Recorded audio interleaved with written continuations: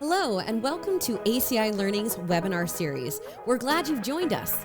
Today, we're talking about third-party risks and relationship management with Dr. Hernan Murdoch and Rob Clark. Rob is the University Chief Audit and Compliance Officer at Howard University.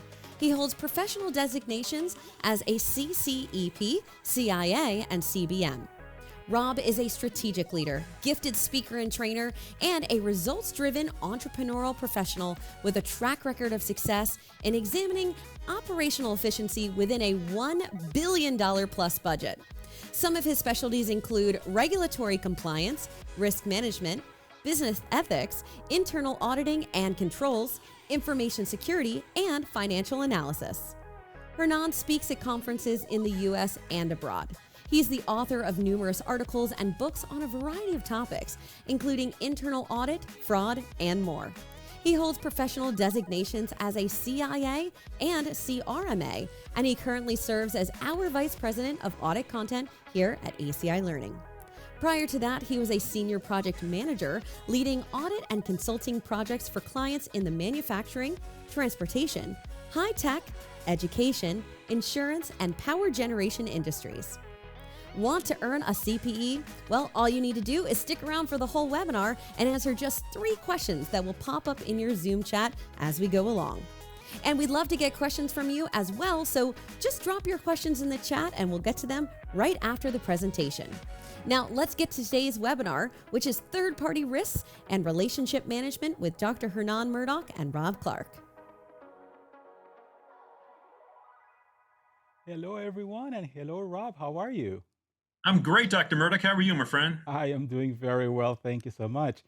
You know, it's such an interesting time when it comes to looking at third-party risk. And of course, relationship management goes hand in hand with that. A very challenging set of dynamics play out when it comes to that. So I'm so excited that we are able to talk about this because people can relate to this as something that we're dealing with right here, right now. So where should we begin as we come to this topic? Well, it's how do you peel back all the layers of the onion associated with this topic? I think first we need to try to understand, why is this important to our audit colleagues who are watching this? And the fact of the matter is, if we look back to years prior to when there was such an influx of relationships with third parties, organizations were relying upon internal employees to provide the associated services. As decisions were made to strategically look to other vendors that might be able to provide those types of services in a more cost-effective or sustainable manner, the reliance upon third parties to provide critical services for your organization is now expected to be the norm. Mm-hmm. And there are so many contracts that organizations encounter that we as auditors need to have a broader perspective of our universe of auditable areas to include those third parties. Yes. So it is a very fluid thing, right? So as we talk about how significant it is, but it's not static in the sense that once you have it, you document it, and you have all your controls around it, that you can walk away from it and say, okay, we're done. It is constantly changing, and we just went through, and we're in many respects we still are looking at the supply chain challenges and how organizations need to react to all of these dynamics that are playing out in front of us privately within organizations. We're very much in the public space as well. Absolutely. Yeah, I think probably the best way to start tackling this is from the perspective of risk. Mm-hmm. We as auditors are expected to include, as a part of our audit analysis, an understanding of the risk universe. Right.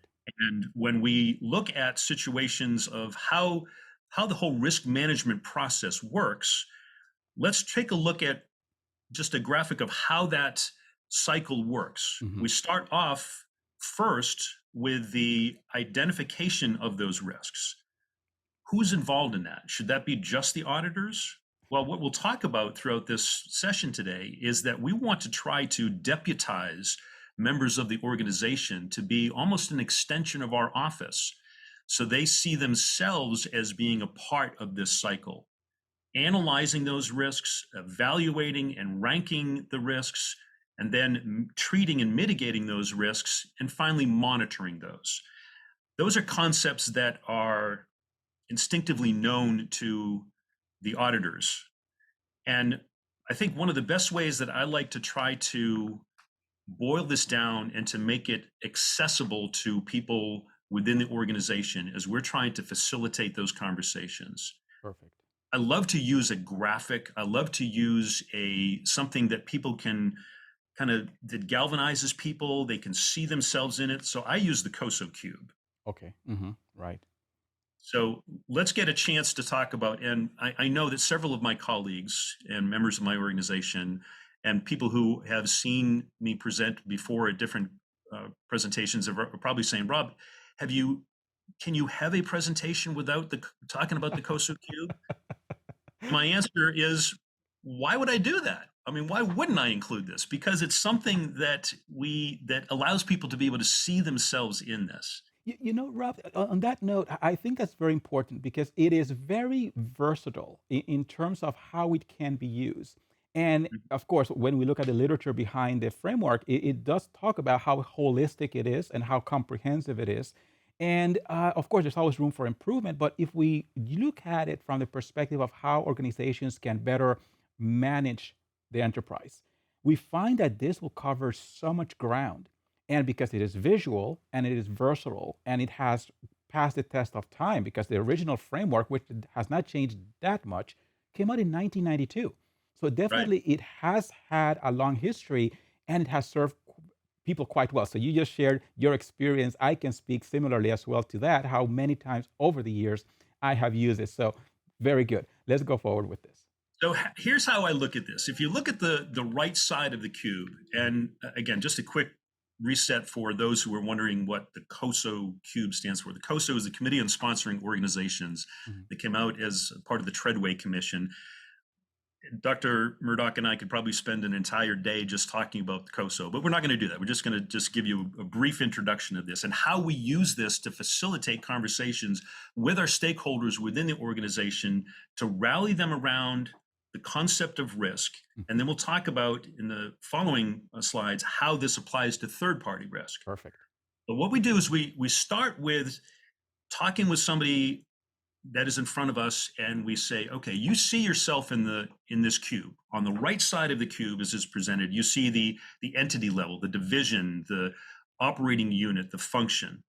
Across the top of the cube, what I would say to somebody is, whether I'm sitting in front of a line level supervisor, somebody on the bench who's interacting directly with our customers, somebody who's at the C-suite, or if I'm talking with a board member, I want to make sure that they can see themselves in this cube. And then I say, at the top of the cube, you recognize as a part of your function that you have compliance obligations, that you have reporting obligations, you have operational responsibilities. So do you see yourself in the cube? And I kind of wait for them to make that connection, like, okay, yeah, I see where are you going next with this, Rob? Well, let's look at the front side of the cube. And much like that whole concept of the tone at the top is really talking about the organizational structure and where the tone at the top is to set the management risk appetite. Okay. That's an important concept that we're going to circle back to later. Right. But the whole concept of the fact that individuals with whom we are speaking, we want to emphasize to them that you nor I, as the auditor, have the ability to make a decision as to what level of risk is appropriate to accept on behalf of the organization. That decision is made at the top. Correct. Yes, and the fact that the fortunes of the organization in many cases rests on this working well. So we're looking at the dynamics associated with the vendor management and the relationship we have with them. They are providing the kinds of things that we need that are then going to enable us to pursue our mission and achieve our objectives. So if they understand this, the role that they play, although they are external to the organization, our fortune depends on our ability to make this work well. So from that perspective, not only do they understand how they fit into our model, but also how they play a role that we don't want to ignore. Exactly. So let's get a chance to delve into this a little bit further. We start peeling away the layers of the onion and looking at each one of these levels. So we we emphasize that it is the board, it is the executive leadership that is determining the priority, the strategic priorities, and setting the strategic vision, and that all of us within the organization, including the auditors, need to be aligned with exactly how we execute that strategy. Hmm. Then we ask the question, and I like to ask this question to the audience with whom I'm speaking. In fact, we use this as a part of every new employee orientation. Hmm. So our office is included as a part of the onboarding process for every new member of our organization. Perfect. And we use that as a way of trying to deputize them, to have them see themselves as being an extension of our office so that collectively we can distribute risk awareness throughout the institution so that it is not just seen as the responsibility of the auditors. So we ask the question of them within the area that you operate, within your division, your operating unit, within your function, what could go wrong? What's the bad stuff that could happen if everyone were asleep at the switch and no one were paying attention to the rules and the policies and procedures? What's an adverse situation that could occur? Hmm. Now, the way that I would suggest that we facilitate this type of model to have conversations with the members of your organization, you viewers who are talking with the different leadership at your organizations regarding third parties, maybe pose the question this way: identify some of the key third parties with which your organization contracts and ask yourself the question, what's a potential adverse situation that could occur in that particular relationship? And one of the things that I also like to do, just to even hone in further on that question and that dynamic, is think about the top 10 vendors or suppliers that the organization has and what can go wrong with any one of those top 10. And in some organizations, if you narrow it down even to the top five, you realize that the top five account maybe 80% of everything that you're bringing in. So from that perspective, then the scale of that relationship and the potential downside to anything going wrong really hits home. Absolutely. Hmm. So if we refer back to asking that question of what could go wrong, Hmm. we then want to ask the follow-up question to that, which is, what would the impact be Hmm. if that were to go wrong? If that situation, that adverse situation that you indicated, what would happen? How bad would that be? Is that going to be a minor disruption? Or is that going to be, I'm originally from Boston, so is that going to be wicked bad? You know, is that going to be wicked bad and it's going to show up in the papers the next day? And now all of a sudden you've got news media that are descending on your organization to find out. Right. The next part of that question is, what is the likelihood of that adverse situation occurring? We might agree that that might be really high Hmm. on the impact scale, but then what's the likelihood? Well, that then gets to the essence of how confident are we in the current risk mitigation strategies that are in place in order to decrease that likelihood. Hmm. So then when we go on to, after we identify these different areas of risk, then the next part of that cube is talking about how we go about trying to manage that. How do we manage that? Do we try to avoid it entirely? There's always some level of risk that we're going to be able to encounter, but do we try to reduce it? Do we try to mitigate it? Do we share it? In some cases, some of the third-party relationships that your organizations have entered into are probably as a result of recognizing that internally the organization was not able to sustain the effort necessary to be able to mitigate that. So they think, well, let's bring in a specialist who's going to be able to do that for us. Now, interestingly, this is a section where policies and procedures come in, because we need to establish guidance for the organization, for each side of the right side of the cube there, each function, for people to be able to understand how they are supposed to manage these risks. What I find, though, is most new employees, when they're brought into an organization, the first thing that they're given is what? The policy and procedure manual. Right. Here, read this stuff. This is how you do your job. But we don't necessarily bring them on the journey of how we got there and what the why is behind that. Exactly. Once we do and bring people on that journey of understanding the risks that those policies and procedures are intended to try to mitigate, there tends to be that connection where people understand it, because people are motivated by an understanding of the personal and professional risk that they are encountering if they don't, if something were to, adverse situation were to go on in their area. The next section down is talking about the information and communication. How do we communicate this throughout our organizations? And quite frankly, even in institutions that are focused on education, such as in our industry, there is still, and higher education is not unique to this, there is still across all industries a potential gap where people don't quite understand. While policies and procedures have been developed, but there's not necessarily, it's not married with the education and awareness and follow-up to make sure that people understand and are able to apply those policies. But much like the game, and I use this analogy a lot, like the game Jenga. So Dr. Murdoch, have you ever played the game Jenga with the wooden blocks where you try to take them out and you know what Yes, I'm talking about? I'm familiar with it. Yes, I am. Okay. Have you ever seen anyone who's played the game of Jenga and started by taking out the bottom rung first? No, very unlikely. Yeah, very Right? unlikely. No, that's usually not a Why? good strategy. Because everyone understands that you don't want to mess with the foundation. Right. The foundation of this COSO cube is that monitoring part. Mm-hmm.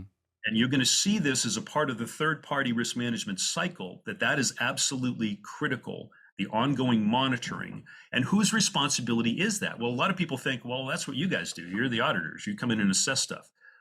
Yes, but Mm-hmm. We if need you look to at the three-line clarify model, that role. Yeah. it's management's responsibility to do that, and then we assess the effectiveness of how management is doing that. So anyway, I like to start with that because then we'll see how we look at the whole third-party risk management cycle, Mm-hmm. and specifically how all of that works in. So similar to what we had in terms of that cyclical graph before, now we're talking about the different parts of the third-party risk management cycle. Mm-hmm. Number one is just the planning, the identification of what the need is, understanding what the why is behind trying to move in that strategic direction. What is the funding for that? What is the strategic support? How is that going to be integrated into our systems? Doing the risk assessment right up front. The next part of the process is focusing on the due diligence. Mm-hmm. That's where we actually evaluate the efficacy and appropriateness of and the strength of each one of the organizations that we're considering partnering with. And part of that gets to information security, which we'll talk about in a few moments. Very important. Yeah. Finally get to that third-party selection, and then it goes to the contracting part, where we have to make sure that as a part of all of the terms and conditions of the contract, it includes how it is going to be monitored, how we're going to evaluate the effectiveness of that vendor relationship, and making sure that we're holding them accountable, and that we're not just having the purchasing office and the legal office put all of the stuff in place and then turn it over, and then no one's really minding the shop and no one's holding the vendor accountable. We need to make sure that that is integrated in. And as with every relationship, every vendor relationship, we have to anticipate at some point that relationship is likely to come to an end, either because the need is no longer there, or there has been a potential breach of contract, or we've simply outgrown them, or they've outgrown us. And we need to make sure that we are factoring in what happens with all the intellectual property, the controls over our customer data, how we make sure that all of that is outlined from the very beginning. So if we look at each one of those different parts of the process, I think a good way for us to try to look at evaluating, and I know this is a slide with tiny graphics on it that might be difficult to read, but you'll get copies of these so you can actually take a look at it. This shows you a maturity model of third-party risk management.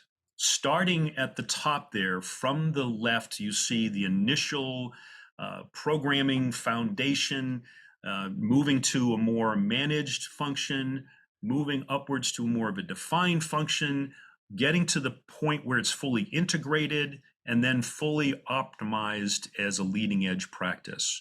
Mm-hmm. Down the left So this maps nicely to the CMMI, right? The capability maturity model with the 5 levels.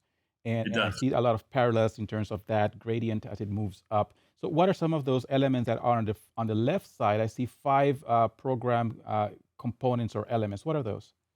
Well, if we look at the strategy and governance, that's really what we're talking about, much like that tone at the top that we saw in the COSO cube, where we're trying to evaluate how is the organization functioning in terms of its overall governance? Hmm. How well communicated is this and driven from the executive leadership and oversight and board such that they understand their responsibility for being able to drive the strategic direction? Hmm. When we talk about the policies and standards, I mean, that's our wheelhouse of auditors, right? We love policies and procedures, but not just because we like to fatten up our work papers, but because it actually gives some documented evidence as to what the guidance is that's provided within the organization. And when we talk about what the management processes are, how they are going about trying to execute and follow through on those policies and procedures, Hmm. talent and culture. Now we're talking about the actual people who are in the line of duty, who are interacting with our customers, who are interacting with our third parties. How do we go about trying to make sure that we're managing that? And not only that, but relying upon the vendors' key resources, because those people are now employees of that third party, but they are an extension of our organization. And to our customers don't know the difference. They just know that that person is providing service to that customer on behalf of the organization. And so we want to make sure that there's a linkage there so that those individuals are appropriately aligned with our strategic values and mission and providing that level of customer service that we would expect from every employee. Hmm. And then the risk metrics and reporting is really just looking at how are we going about evaluating the risk on a continual basis, making sure that continuous risk monitoring is included as a part of the fabric of that relationship. And then the tools and technologies, how well equipped are they to be able to make sure that they're giving us tactical decision-making tools, value-added tools, and making sure that we are able to evaluate the overall effectiveness of that relationship. So if you look at that matrix and try to figure out where your organization is in this, I'd be interested, maybe this is a good time to ask one of our polling questions for CPE purposes of where people find themselves in their organization. If they were to do an honest evaluation and try to determine where they might be along this scale, Hmm. where would that come on? Let's do that. Let's treat that as a polling question and get the audience also involved in this case and have them think about that. Like you said, where will we place ourselves if we were to look at this in light of that maturity model and try to find our location? So, are we at the initial stage? Are we somewhat managed? Are we at a well defined level? Are we fully integrated into all operations? So, let's have that question queued up and we will share the results in a moment.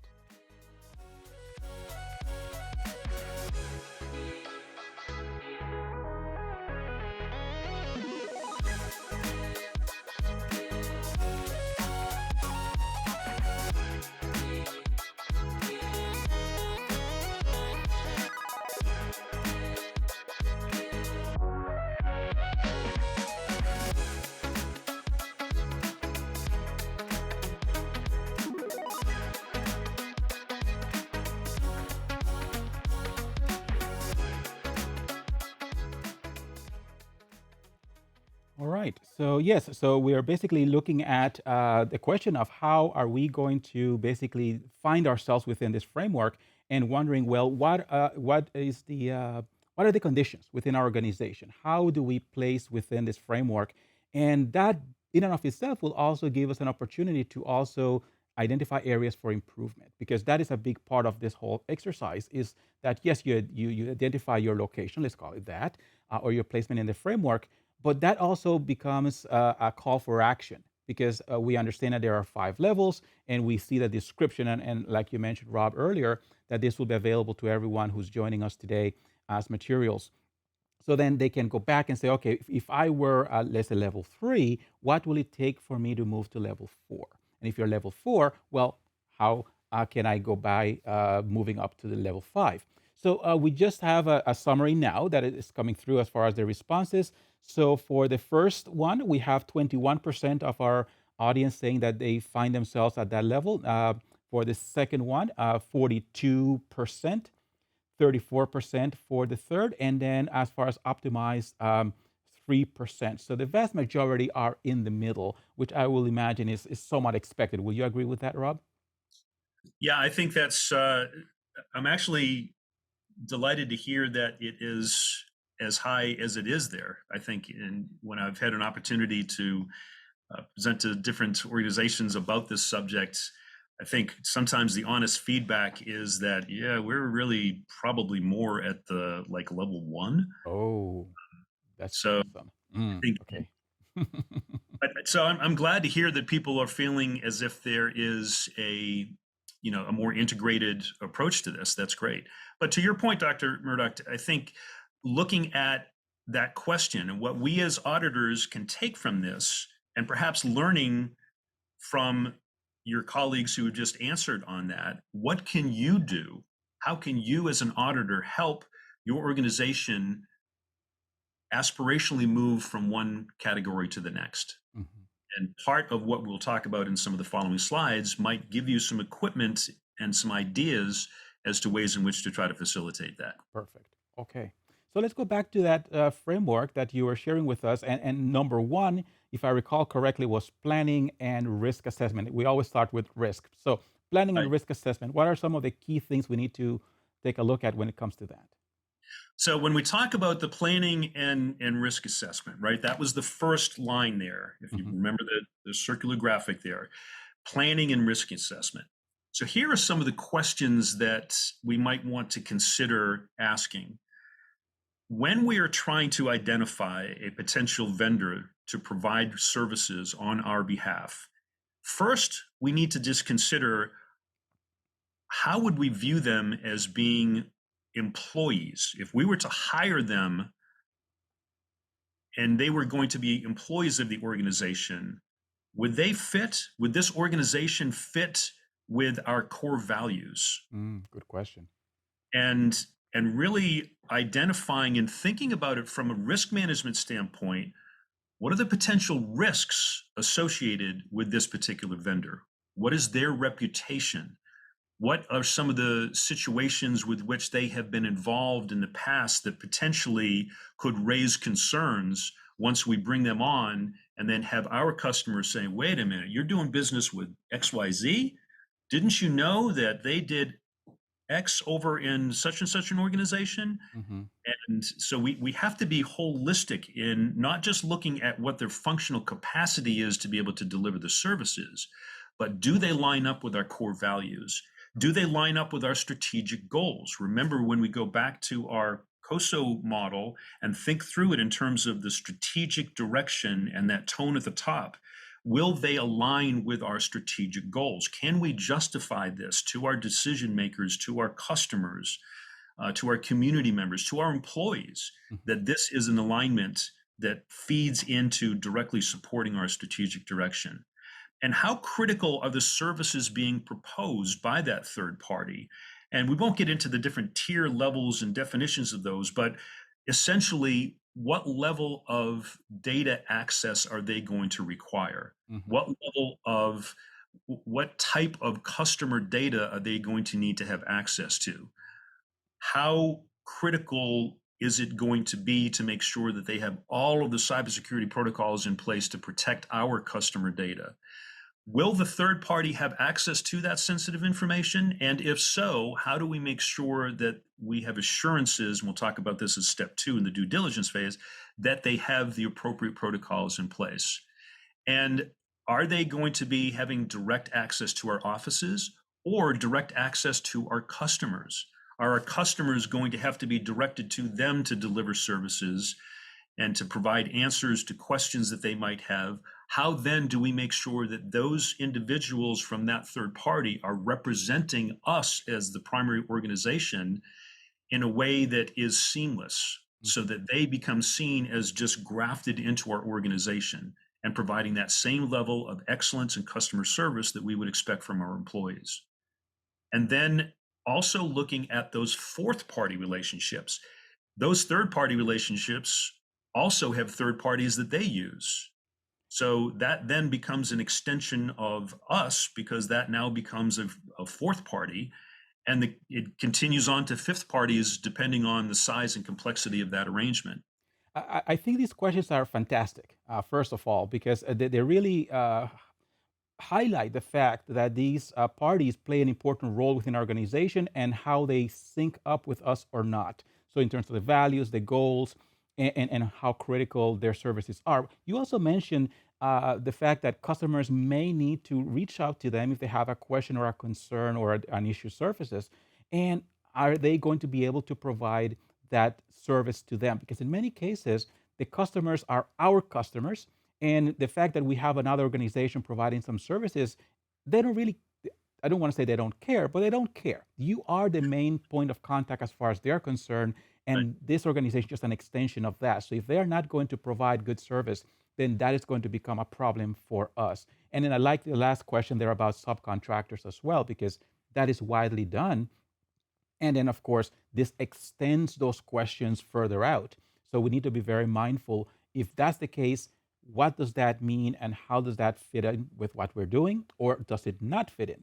You mentioned due diligence, which is level two or step two. So let's move to that and let's take a look at some of those key due diligence steps and considerations we should be looking into. Absolutely. So what's interesting, if you take a step back and look at what are the circumstances by which organizations end up going down this path. In some cases, it's driven by the board. It's driven by the executive leadership where they have said, we need to move in a new direction. We have outgrown our current capacity to be able to maintain our own data center. And it's difficult to be able to hire, retain, and train our IT staff to be able to support what it is on an old technology and on on-prem services. So let's make the decision to try to outsource to a third-party ERP. That's a clear example. Mhm. In other cases, you might have one pocket of the organization where you've got a VP or senior level person who goes to some conference, they go to a trade show, and they see some demo on some new software that they're thinking like, oh, that would be awesome if we had that at our organization. That would really help me. And you know what? I've got the money in my budget. I'm going to go ahead and purchase that. And then they come back and somebody in purchasing, well, they've got it. It passed through the budget.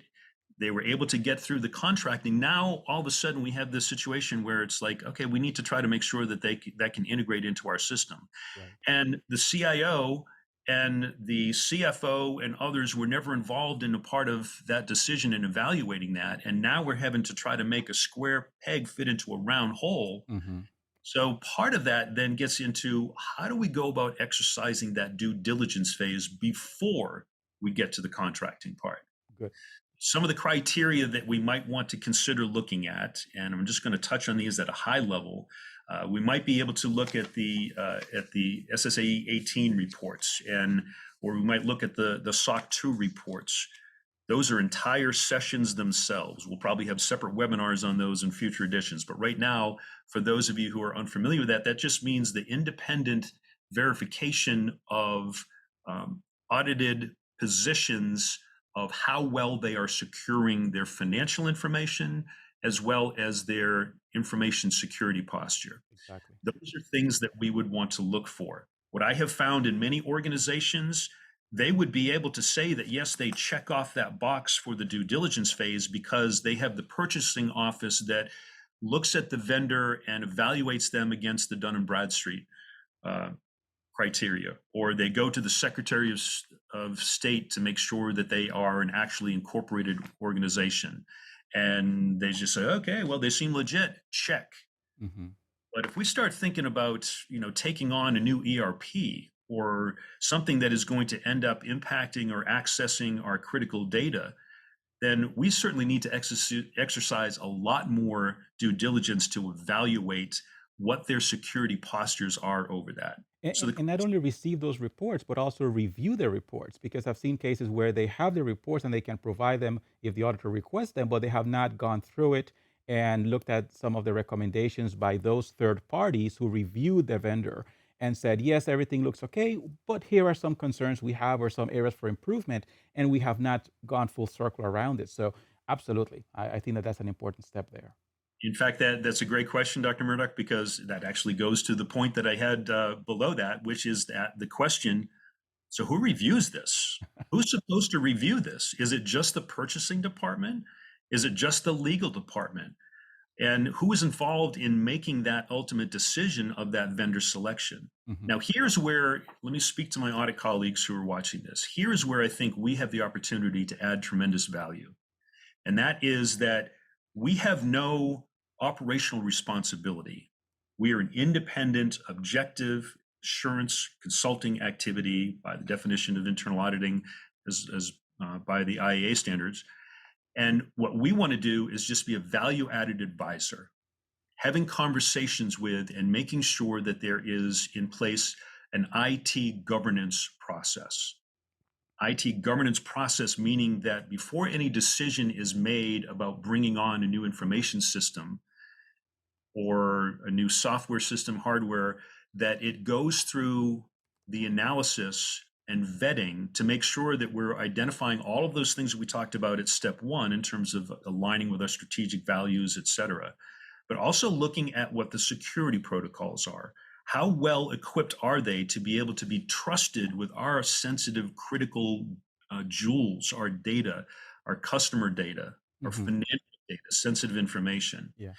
So that what we find is that assembling a group that is comprised of people like the CIO, like the CISO, Chief Information Security Officer, like the CFO, like the General Counsel, like purchasing, and the internal auditors being a part of that. Why? Not to necessarily be a voting member. I want to make that very clear. We should not be in a position to actually vote on approving or disapproving a vendor, because that's an operational decision. What we can do, though, is we can be a seat at the table to be in an advisory capacity to help to make sure that those key decision makers are taking into consideration all of the different risk factors that we think are appropriate to consider Perfect. when trying to make that decision.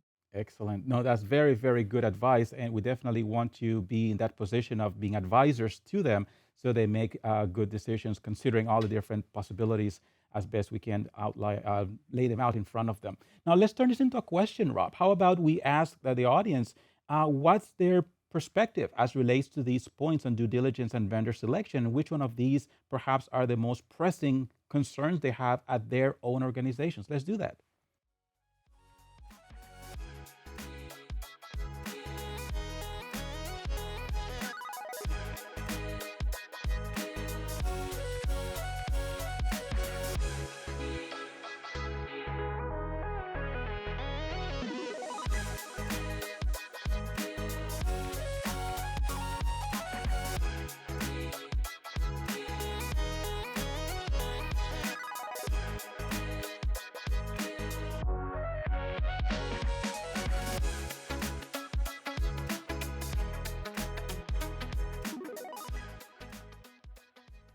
Wonderful. Well, while everyone is thinking about these questions, let's also remind everyone that you can use the chat box to ask questions of us too. So please use that.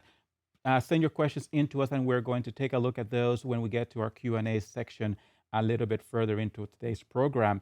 As we're looking at the collection of those responses, we're going to also comment on those. But once again, the idea here is for us to not only understand the concepts, but also think about how they relate to the organizations where we work and serve. So from that perspective, who is reviewing these SSAE 18 reports? Who is reviewing these SOC 2 reports? Who is checking references? What's happening, and how are issues communicated to those who need to know, so that if there are any opportunities for improvement, they don't just sit out there. So let's take a look at what the audience is basically saying.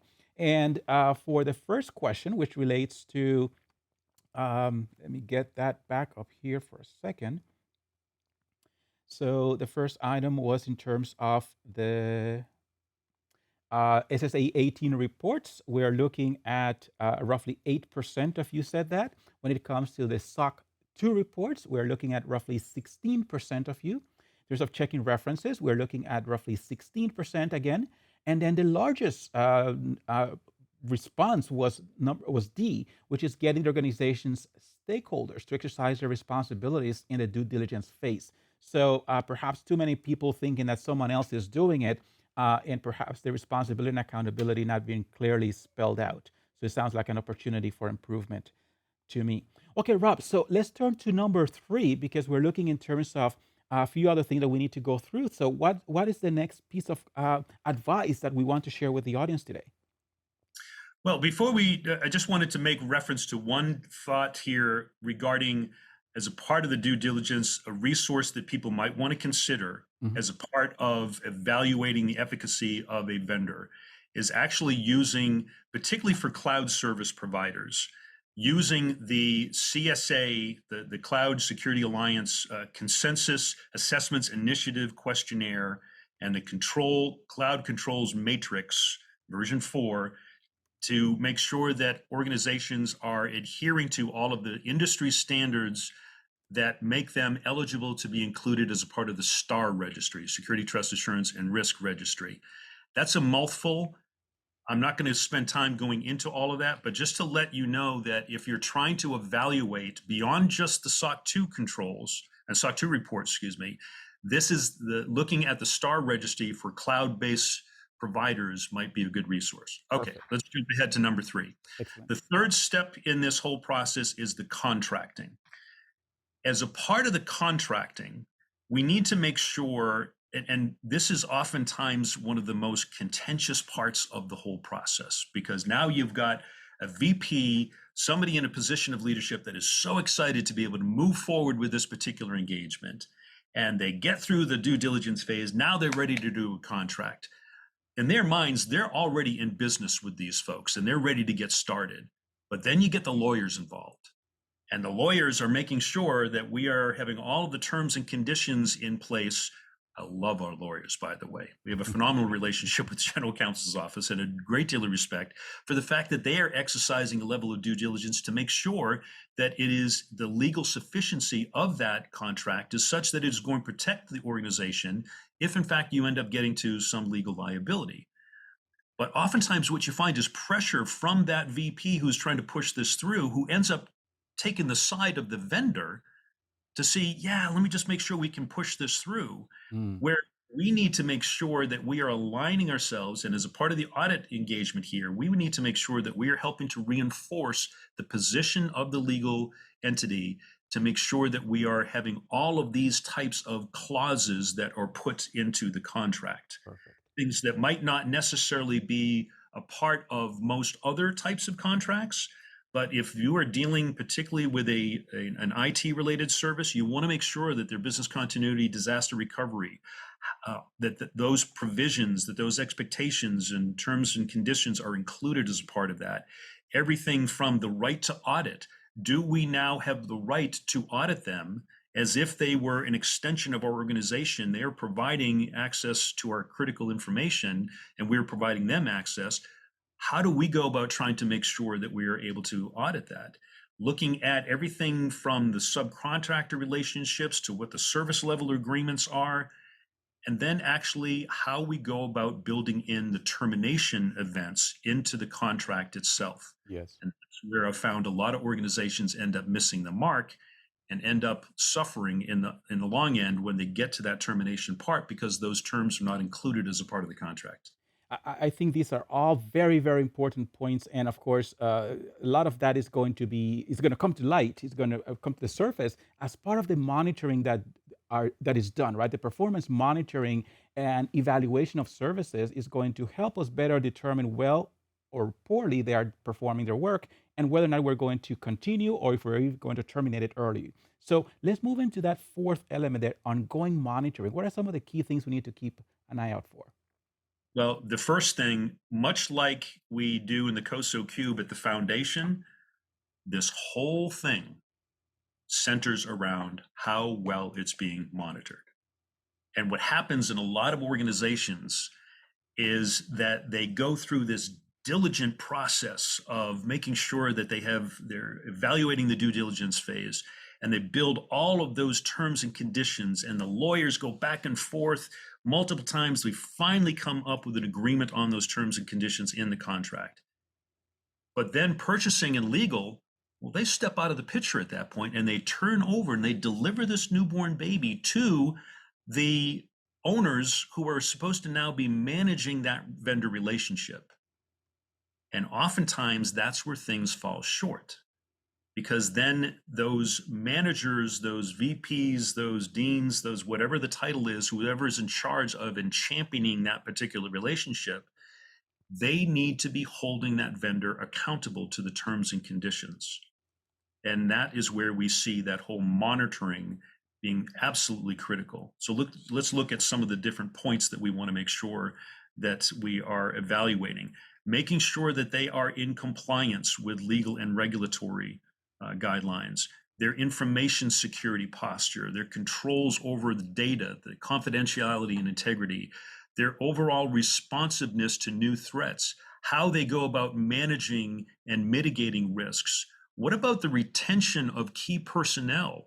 What if there are individuals that were a part of the proposal to try to woo you as the client, and they had people that they were putting in front of you to say, oh yeah, if you contract with us, this is the type of skill set you're going to get, only to realize that that person was never going to be a part of your engagement to begin with anyway. That was just a setup. And now you're being given somebody from the B team to now be leading that initiative. And what is, if there's a change in their reliance on third parties? All of these things need to be managed. But again, purchasing and legal, they're out of the picture. They're not looking at this. This isn't even on their radar anymore. It's now in the hands of management to try to make sure that these things are in place. So we as auditors can come alongside of them and make sure that we are helping them to evaluate each one of these different critical points. And we can actually provide some of those assessments as well. Perfect. I think that is, again, very good advice and something that we need to be mindful of. And I like the way they're laid out because they're very specific points that we should be looking into. Let's turn that into a question and ask the audience once again, from that list of ongoing monitoring elements, what does it look like at your organization? So what is the biggest challenge for your organization based on your understanding of what's happening there? And that will help us once again be able to hone in on some of the areas where improvement may be found.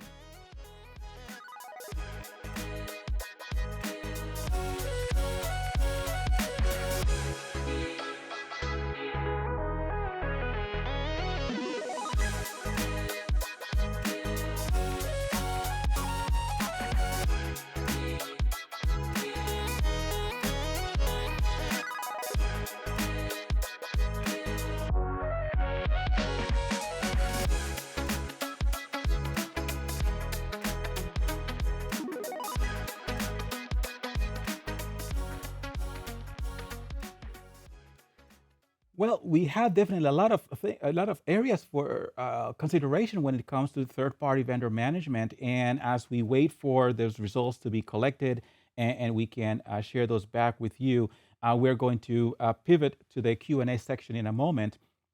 But I just wanted to, again, remind you that we're going to provide some opportunity for us to chat with you in terms of what are your questions and concerns and what kinds of things we can provide in addition to the material. So that is going to be available for download. You can request it when we're done with today's program, and you'll be able to have that for reference going forward.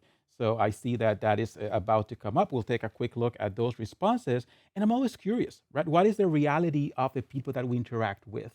There are concepts and frameworks and so many other things, but at the end of the day, we're really looking at what is my specific circumstance and situation. So let's take a look at that.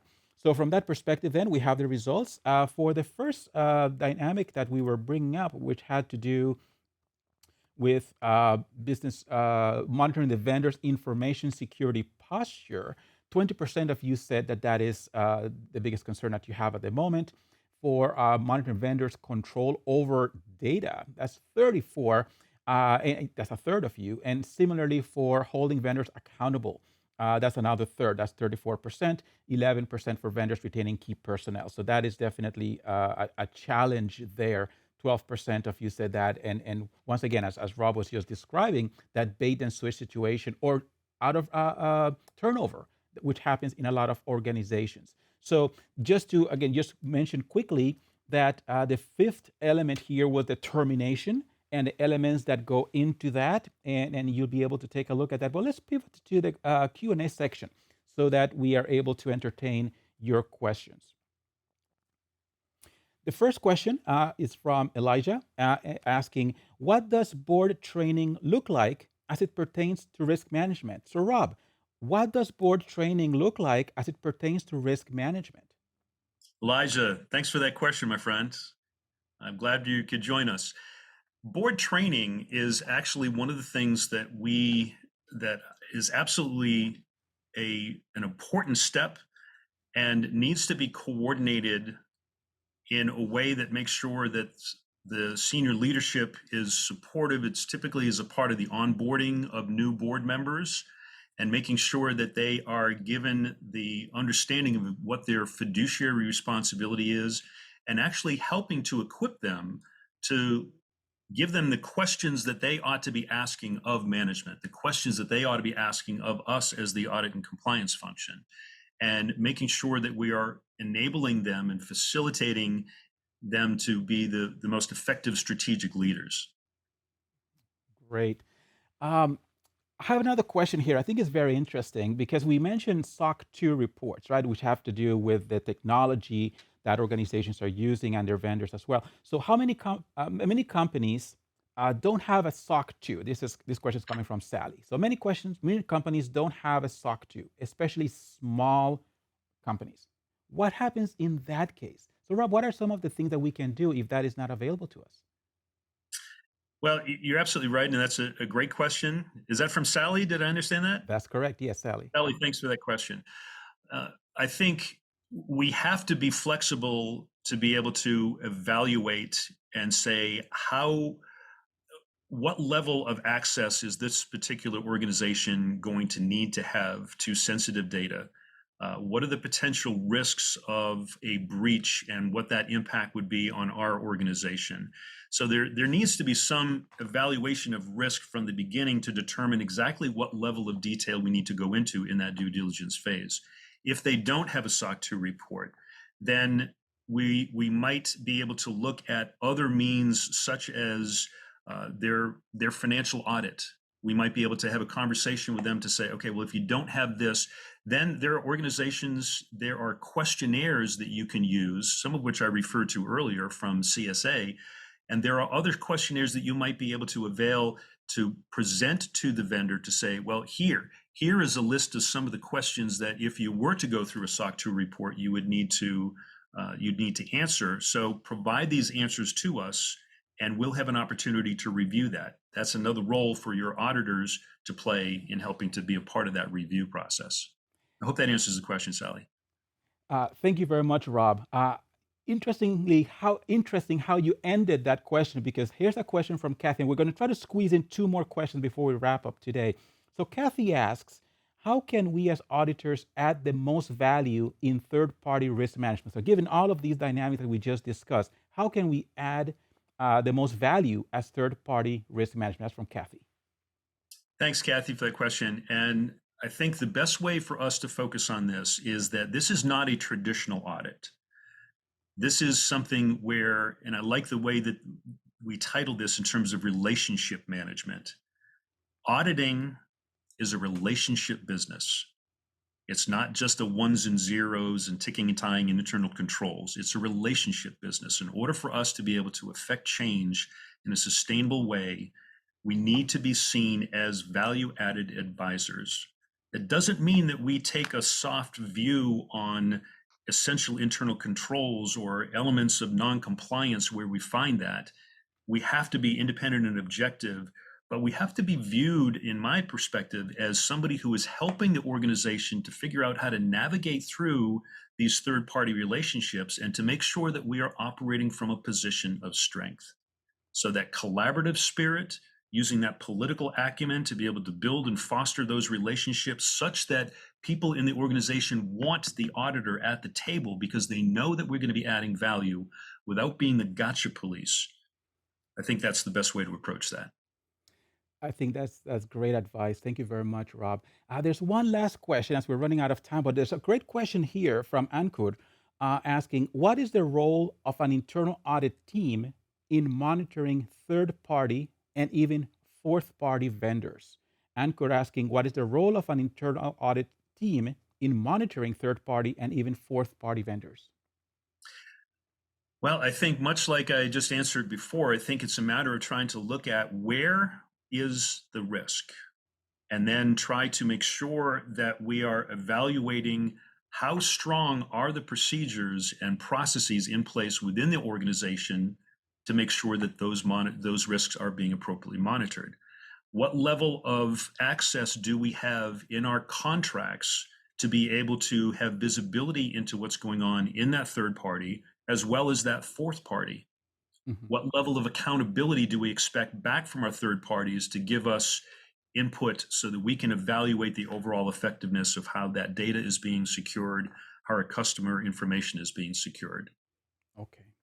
Now, for the last question, Adain asks, how is the importance of, or what is the importance of developing a TPRM policy? So, what is the importance?